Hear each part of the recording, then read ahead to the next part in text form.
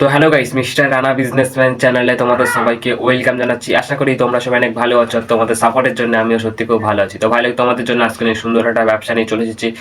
পেঁয়াজের ব্যবসা করে মাসে 60,000 টাকা কি করে ইনকাম করবে সেটাই এই ভিডিওতে বলা হবে। তার মানে বুঝতে পারছো আজকের ভিডিওটা তোমাদের জন্য অনেক বেশি পরিমাণে ইম্পর্টেন্ট। তাই ভিডিওটা একটু স্কিপ না করে ভিডিওটা লাস্ট পর্যন্ত দেখার চেষ্টা করো। আর তোমাদেরকে একটাই রিকোয়েস্ট করবো, চ্যানেলে যদি নিউ হয়ে থাকো চ্যানেলটাকে সাবস্ক্রাইব করে নাও, কারণ এরকম ইউনিক অ্যান্ড ইম্পর্টেন্ট ভিডিও তোমাদের জন্য ডেলি আপলোড হতেই থাকে এই চ্যানেলটায়। ঠিক আছে, তাই অত ভাবা চিন্তা না করে তাড়াতাড়ি চ্যানেলটাকে সাবস্ক্রাইব করে নাও। আর আমি তাড়াতাড়ি ভিডিওটাকে স্টার্ট করে দিচ্ছি। সবার প্রথমে একটা জিনিস তোমরা বুঝে নাও, এই পেঁয়াজের ব্যবসা করতে গেলে তিনটে রুলস আছে। তিনটে রুলস বেশি ইম্পর্টেন্ট না, জাস্ট একটু শুনে নাও। Small, big, normal.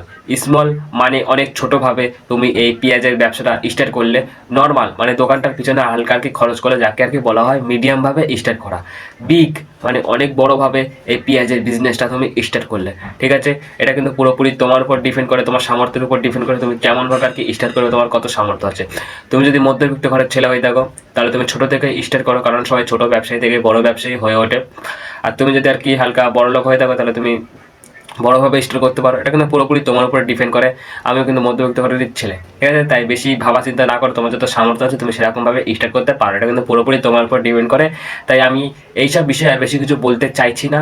তো এখন ইম্পর্টেন্ট কথায় আসা যাক। এই আলুর ব্যবসা করতে গেলে 5টা রুলস বলছি, 5-6টা রুলস বলছি।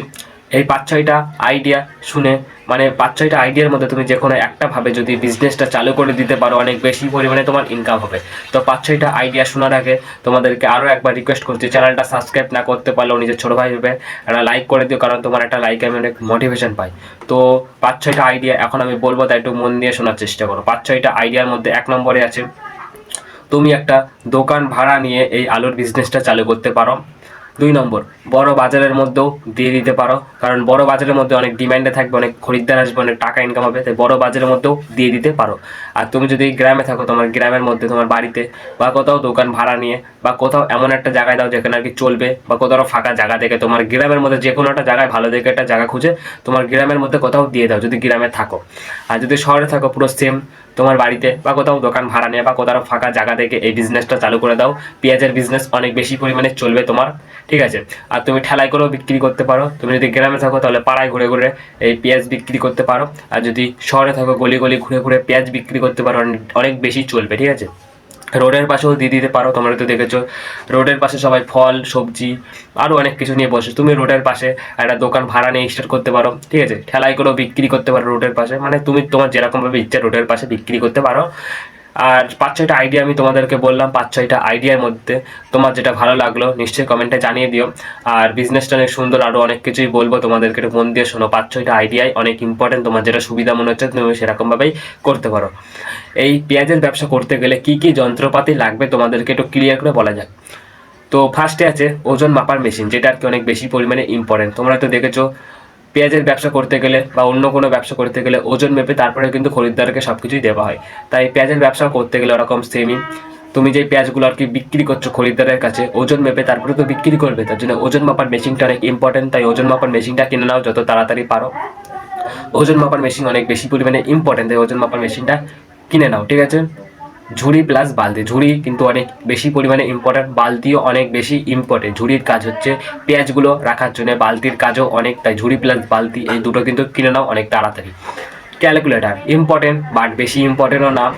তুমি যদি ভাবছো এই পেঁয়াজের বিজনেসটা অনেক বড়োভাবে স্টার্ট করবে তাহলে তোমার ক্যালকুলেটার লাগবে অনেক তাড়াতাড়ি হিসেব করার জন্য। আর যদি ভাবছো এই পেঁয়াজের বিজনেসটা নর্মালি অনেক ছোটোভাবে স্টার্ট করবে তাহলে তোমার ক্যালকুলেটার না হলেও কোনো দরকার নেই। ঠিক আছে, এটা কিন্তু পুরোপুরি তোমার উপর ডিপেন্ড করে তুমি কিনবে কি কিনবে না।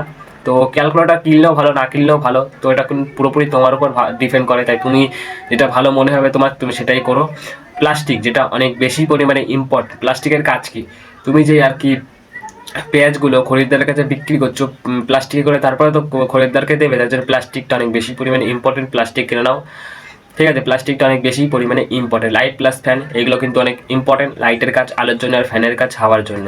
আর তোমাদেরকে একটা কথা বলে দিচ্ছি, ব্যানার যেটা অনেক বেশি পরিমাণে ইম্পর্টেন্ট। ব্যানার মানে বুঝতেই পারছো, আমার নাম যেমন রানা, ঠিক আছে, রানা পেঁয়াজের শপ, এরকম তোমার নাম দিয়ে একটা ব্যানার লাগিয়ে তোমার দোকানের সামনে টানিয়ে দাও, অনেক বেশি পরিমাণে ইম্পর্টেন্ট, অনেক ইউনিক লাগবে, অনেক সুন্দর লাগবে, খরিদ্দাররা দূর থেকে দেখে বুঝতে পারবে এটা পেঁয়াজের দোকান। তাই ব্যানারটা দেওয়াটা অনেক বেশি পরিমাণে ইম্পর্টেন্ট, তাই ব্যানারটা দেওয়ার চেষ্টা করো অনেক তাড়াতাড়ি।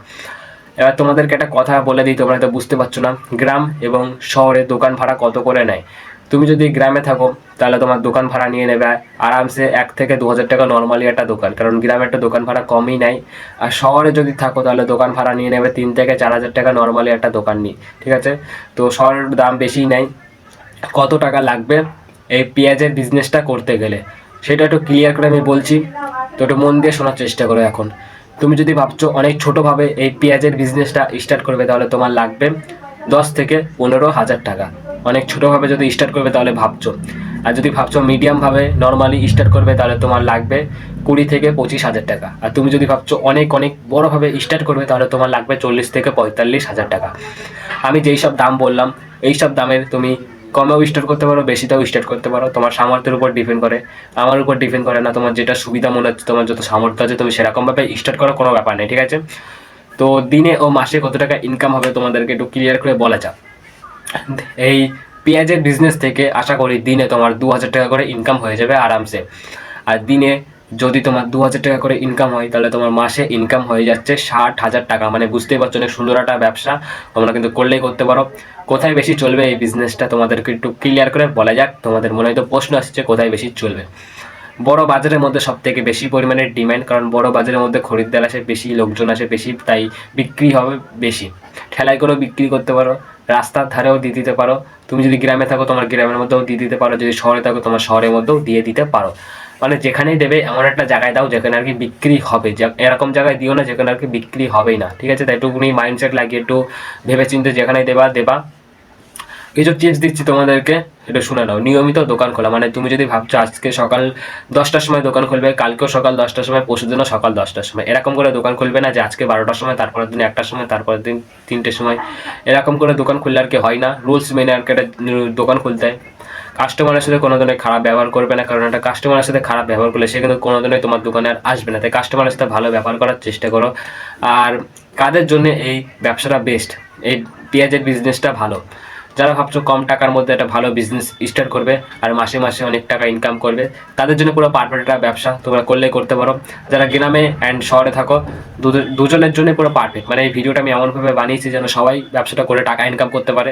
আমার একটা দাদা এই বিজনেসটা করে এখন মাসে অনেক অনেক টাকা ইনকাম করছে, মানে বড়লোক হয়ে যাচ্ছে। তাই আমিও চাই তোমরা বড়লোক হও, তোমাদেরকে অনেক ভালোবাসি, তাই তোমরা বড়লোক হও সেটাই আমি চাই। তাই ভিডিওটা নিয়ে চলে এসেছি তোমাদেরকে দেখানোর জন্য। তো আজকের বেশি কিছু বলবো না, সব কিছুই বলা হয়ে গেল। আর তোমরা যদি এখনও চ্যানেলটা সাবস্ক্রাইব করোনি তাহলে কী করছো, চ্যানেলটা তাড়াতাড়ি সাবস্ক্রাইব করে দাও নিজের ছোটো ভাই ভেবে। তো আজকের ভিডিওটা বেশি লং করবো না, তো সবাই ভালো থেকো, সুস্থ থেকো, আবার নেক্সট ভিডিওতে তোমাদের সঙ্গে দেখা হচ্ছে। আজকের মতন বাবাই।